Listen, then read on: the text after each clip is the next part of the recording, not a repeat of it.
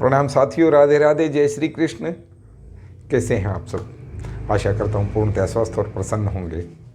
राधा रानी के चरणों की तरफ आपका आकर्षण होगा, इसी कामना के साथ आज हम बात करते हैं। एक श्रृंखला चल रही है, हम ग्रहों के विषय में बातें कर रहे हैं कि आप लूटें नहीं, आपका आर्थिक और मानसिक शोषण ना हो। तो सीधी सरल बातें ज्योतिष के विषय में हम कर रहे हैं। तो उसी क्रम में अब एक और ग्रह आते हैं जो हम ज्योतिषियों के अन्नदाता कहे जाते हैं। अन्नदाता राहु। राहु सच में ये ज्योतिषियों के अन्नदाता हैं।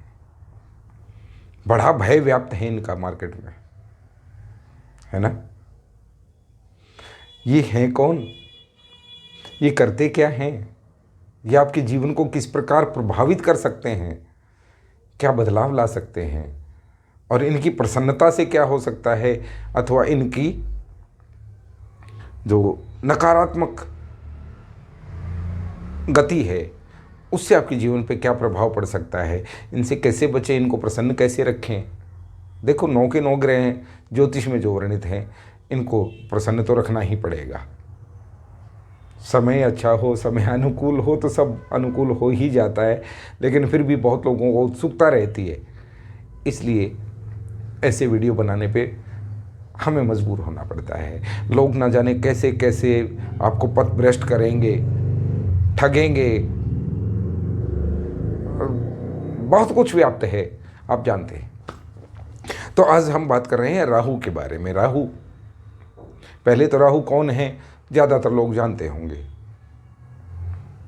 जब समुद्र मंथन हुआ उसमें से बहुत सारे रत्न निकले। 9 रत्नों में से एक अमृत था। अमृत के लिए देवताओं और राक्षसों में खींचतान हुई, युद्ध हुआ, झगड़ा हुआ, जो भी हुआ, और एक राक्षस रूप बदलकर देवताओं की पंक्ति में अमृत पीने के लिए बैठ गया था और उसने अमृत का पान भी कर लिया था।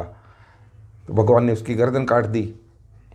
अब अमृत तो अंदर तक जा चुका था, इसलिए वो 2 टुकड़ों में होकर भी जीवित हैं, ऐसा कहा जाता है।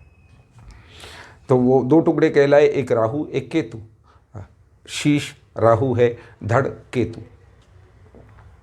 अब उनको देवताओं, क्योंकि देवता की श्रेणी में आ गए, उन्होंने वो डिग्री हासिल कर ली, तो उनको स्थान मिला ग्रहों में। तो वो आपके जीवन पे प्रभाव डालते हैं, वो हमारे ज्योतिष के इस कालचक्र पे अपना प्रभाव रखते हैं।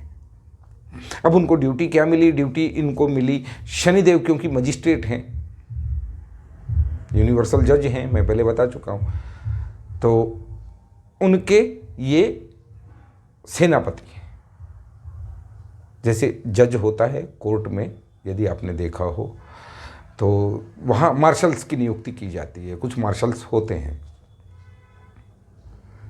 ताकि कोई कोर्ट की अवमान ना करे, मजिस्ट्रेट की आदेश की अवहेलना करे, अथवा कोई ऐसा असामाजिक कार्य करे।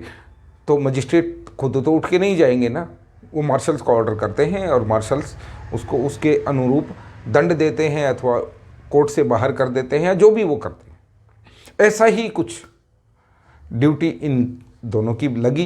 राहु केतु, एक शरीर के 2 टुकड़े, ऊपरी टुकड़ा राहु। आज हम इसके विषय में बात करते हैं।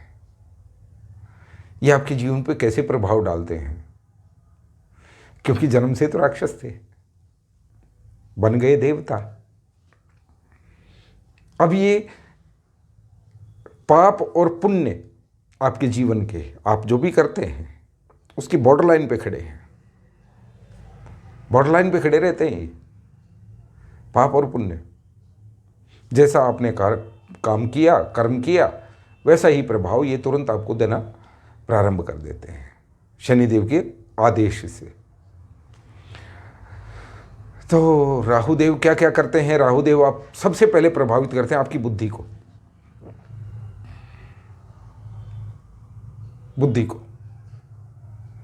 बुद्धि में क्या? ऐसे ऐसे विचार आएंगे, भटकाव आएगा कि वो विनाशकारी भी हो सकता है और वो सृजनकर भी हो सकता है।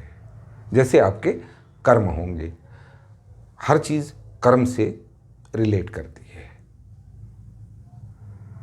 यदि आपके सत्कर्म अच्छे हैं, राहुदेव आपको रोडपति से करोड़पति, आप सुनते हैं ना, अचानक से एक झाड़ू सफाई वाला, उसको लॉटरी लग गई, किसी को अचानक गड़ा हुआ धन मिल गया, खजाना मिल गया, ये रोडपति से करोड़पति बना देते हैं। और बड़े बड़े करोड़पतियों को रोडपति बना देने वाले भी राहु हैं। करोड़पतियों को रोडपति ले आते हैं ये लाइन पे, ये है राहु, इनका स्वभाव है।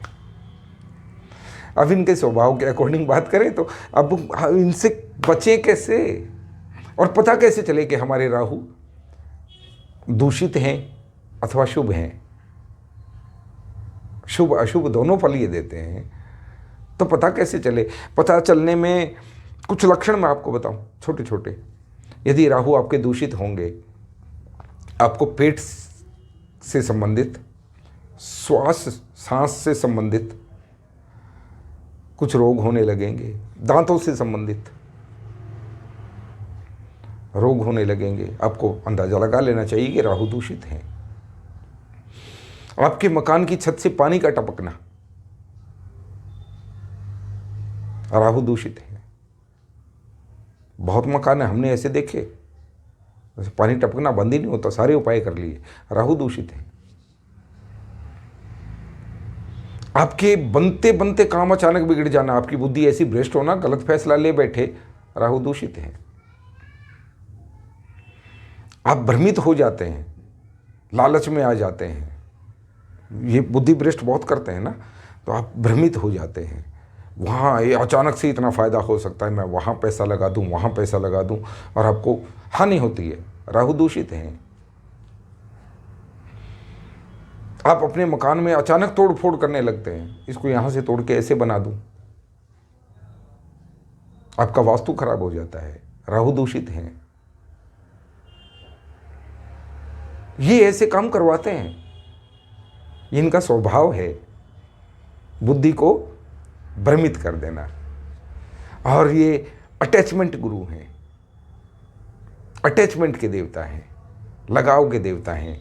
आपको ऐसी ऐसी चीज़ों से लगाव होने लगेगा जो कि बुरी हैं, जैसे शराब, मांसाहार। मैं जो फूड हैबिट्स हैं लोगों की वो बदलना नहीं चाहता, उनके लिए मैं टिप्पणी नहीं करूंगा, लेकिन ऐसा ये करते हैं क्योंकि विषय है तो मुझे बोलना पड़ेगा। आकस्मिक धन की प्राप्ति के लिए आकर्षित हो जाना, लॉटरी लगाना, जुआ खेलना, सट्टा लगाना, हाँ, इस तरह के काम राहु आपकी बुद्धि को भ्रमित करके करवा देते हैं।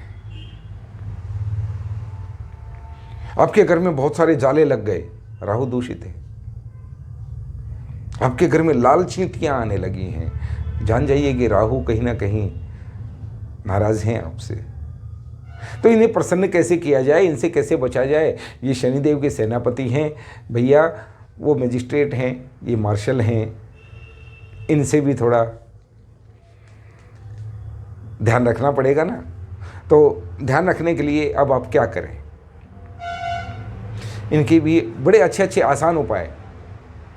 ज्योतिषी न जाने कितना आपको ठग लेंगे, लूट लेंगे, क्या क्या डरा देंगे, आपकी नींदें हराम हो जाएंगी, और ज़्यादा राहु दूषित हो जाएंगे। सच में कह रहा हूँ, और ज़्यादा राहु दूषित हो जाएंगे। तो इसके लिए क्या करें, सबसे पहला काम, साफ सफाई का ध्यान रखें, अपने शरीर को साफ रखें, नाखून काट के रखें, सफाई रखें, मैल ना शरीर पे रहने दें। दूसरा, आप अपने आसपास, अपने घर में, अपनी दुकान में, अपने कार्यालय में सफाई का विशेष ध्यान रखें, जाले ना लगने दें, जाला दिखा तो उसको साफ कर दें। तीसरा, ससुराल से संबंध अच्छे रखें। ससुराल राहु से रिलेट करती है, या आप पुरुष हैं या स्त्री, ससुराल राहु से संबंध रखती है। मजाक की बात है कि ससुराली जन तो वैसे भी सबको राहु केतु ही नजर आते हैं, बुरा ना माने, है ना। तो ससुराल से संबंध अच्छे रखें। और क्या करें, अब दान क्या करें, नग क्या पहने, किस मंत्र का जाप करें कि करोड़पति से हम करोड़पति बन जाए, इतना सरल नहीं है, इतना सरल नहीं है। मैं बता रहा हूँ ना, अब ये छोटे छोटे उपाय आपको फ्री के उपाय, जिससे कि आप लूटने से बच जाएं। आपको दान करना है ना, आपको कुछ कर्म करना है ना, तो भैया लूटो मत। आप ये 2-3 काम करो। हो सके तो जमीन पे बैठ के भोजन ग्रहण करें, खाना खाएं। बिस्तर पे बैठ के खाना खाने से राहु नाराज होते हैं। जमीन पे बैठ के खाना खाएं। अपने खाने की झूठी थाली आप अक्सर मम्मी से उठवाते हो अथवा बहन से उठवाते हो, ये गलती ना करें। स्वयं उसको सिंक तक या बर्तन साफ करने की जो भी जगह आप पहुंचाएं, खुद पहुंचाएं, खुद साफ कर दें तो वो तो आदि उत्तम है, बहुत ही ज़्यादा उत्तम हो जाएगा। आप किसी सार्वजनिक स्थान की सफाई करें, जैसे आपकी गली है, सड़क है, नहीं कर पाएंगे, शर्म आएगी अथवा शायद आपको कहीं आघात हो, तो मैं मंदिर के विषय में कहूँ, आप भगवान के मंदिर जाते हैं, जाएं, वहाँ पे झाड़ू पोछा करें। वहाँ तो बहुत भक्तों के पावन चरण पड़ते हैं, उससे राहु प्रसन्न होते हैं। अब दान की बात करें, दान जो शनिदेव के दान है, शनिदेव के दान करने से राहु प्रसन्न हो जाते हैं, क्योंकि इनके ऑर्डर देने वाले तो वही हैं। जैसे तेल का दान, काले तिल का दान, इस तरह की चीज़ें। सबसे उत्तम उपाय, यदि आपको कन्फर्म है, आपने पता कर लिया अपने ज्योतिषाचार्य से कि मेरा राहु इस समय खराब चल रहा है अथवा राहु देव की महादशा मुझ पे है, तो एक दान साल में एक बार कर लें, आप काफ़ी है। एक काली सफ़ेद चेक का कंबल ले लें, काली सफ़ेद चेक, चेक होते खाने खाने बने होते, उसको ले आए। शनिवार के दिन अपने सिर से एंटी क्लॉकवाइज 18 बार वारें और किसी ऐसे व्यक्ति को दान करें जो कि उसको इस्तेमाल करे। ऐसे भिखारी भी बहुत हैं जो बेचते हैं, ऐसे गरीब हमें बहुत मिलते हैं कि जो हम दान करेंगे वो जाके बेच आएंगे, उन पैसों से वो कुछ भी करें, दारू पिए अथवा खाना खाएं, कुछ भी करें, है ना। ऐसे बहुत मिलते हैं लोग दान करने, हम भी जाते हैं। तो ऐसे किसी व्यक्ति को दें कि वो उसको इस्तेमाल करे, सर्दी में ओढ़े, वो ठंड से बचाव हो, बन गई बात। और वो उस चीज़ पे भी विश्वास ना करें तो जौ एक हमारा अनाज होता है, अन्न होता है। जौ धान जैसा देखने में दिखता है, बहुत लोगों ने अभी नहीं देखा होगा, जो हमारी उम्र के हैं अथवा जो किसान परिवार से और उस परिवेश से आते हैं वो तो सब जानते हैं। जौ आप नवरात्रि में जौ बोते हैं, है ना, वही जौ। आप जौ का आटा चींटियों को खिलाएं, और उससे भी उत्तम जौ का आप दलिया पिसवाएं। दलिया साबुत इसलिए नहीं क्योंकि पक्षी खाएंगे तो उनके, क्योंकि पक्षियों के दांत नहीं होते, वो सीधा निकलते हैं और रासायनिक प्रक्रिया से उसको हजम करते हैं, वहीं वो पाचन शक्ति उनकी काम करती है। तो वो उनकी अंदर की जो लेयर है, बहुत नाजुक सामान होता है, उसे नुकसान पहुंचा सकता है। तो जौ का दलिया बनवा लें,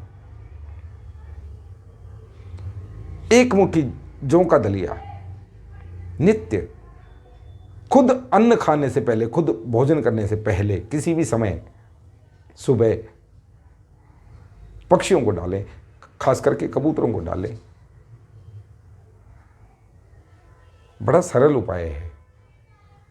राहु बड़े प्रसन्न होंगे, राहु आपको आशीर्वाद देंगे, राहु आपको उन्नति का मार्ग प्रशस्त करेंगे, आपकी बुद्धि पे नहीं बैठेंगे, आपके शीश पे मुकुट बन के बैठ जाएंगे। ऐसी छोटी छोटी बातें करें, फालतू बहकावे में, फालतू डर में ना घुसें। बीज मंत्र राहु का ओम भ्राम भ्रीम भ्रौम सह राहवे नमः।